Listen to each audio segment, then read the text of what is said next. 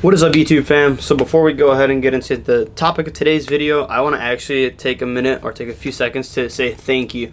Thank you everyone who has returned to the channel. Thank you to everyone new here and everyone for the tremendous amount of support. So obviously there's a lot of huge channels out there, thousands, hundreds of thousands, millions of subscribers.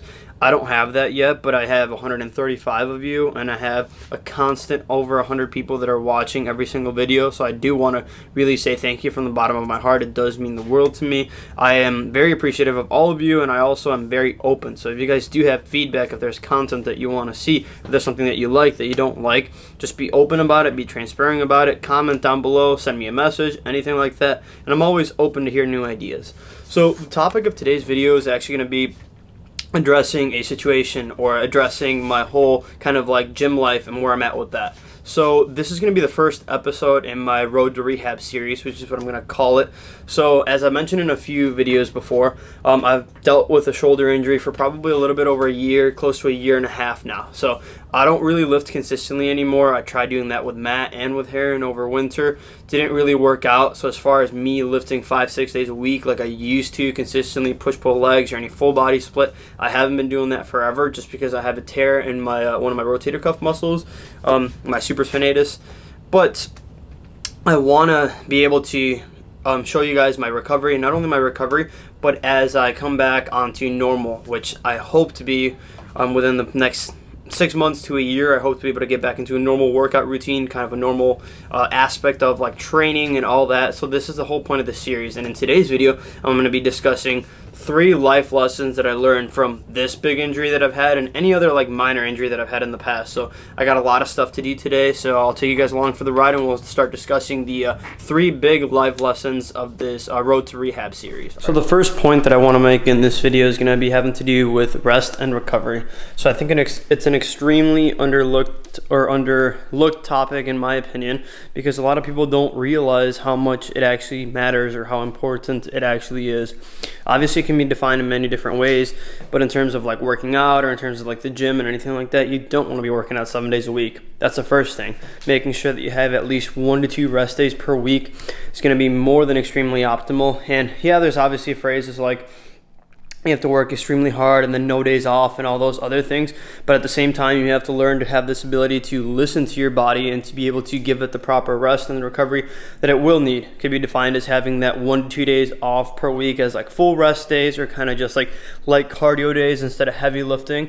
And then 2, you're also going to want to have a good amount of sleep. So that's a big factor. If you're sleeping 3-4 hours or even less in some cases, even if you're in school or work or anything like that, that's going to affect your life. It's going to affect your mental aspect, your mentality. It's going to affect so many different things in your body without you actually realizing it. So getting your 7 to 8 hours of sleep is going to be crucial for recovery.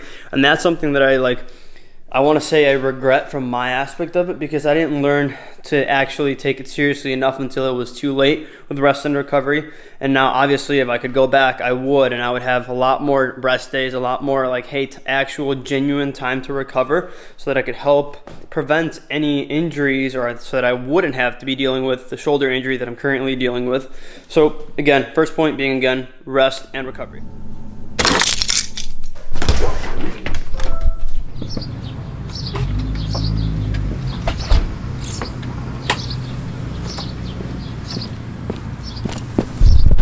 So the second key takeaway or life lesson that I want to get to in this video is going to be about learning to listen to your own body. So obviously this can be interpreted in so many different ways, but in my case, or in the case of this video and this Road to Rehab series, I want to talk about it in terms of working out, in terms of sports, anything like that.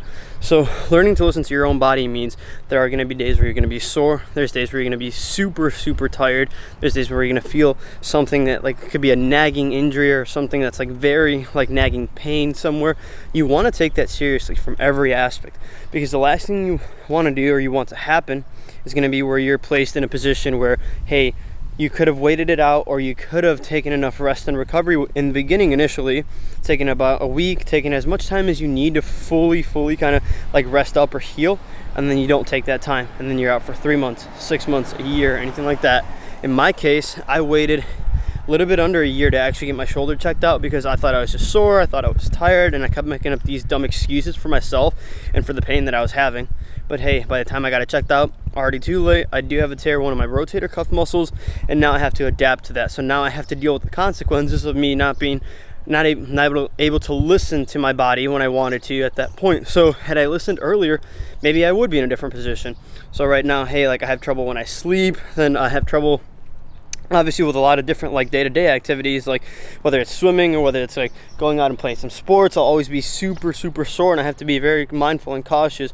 But had I learned to listen earlier, I would probably be in a much different position. So obviously that is one of my biggest regrets, and that's why I want to pass that on in this series to you guys, so you guys do know what signs to look out for, how to be cautious, and to be able to actually learn and listen to your body, because your body knows and your body is trying to tell you something. So you have to take those signs and be able to take enough precaution to be able to prevent something happening that's going to be worse, like have a worse outcome in the long run, basically.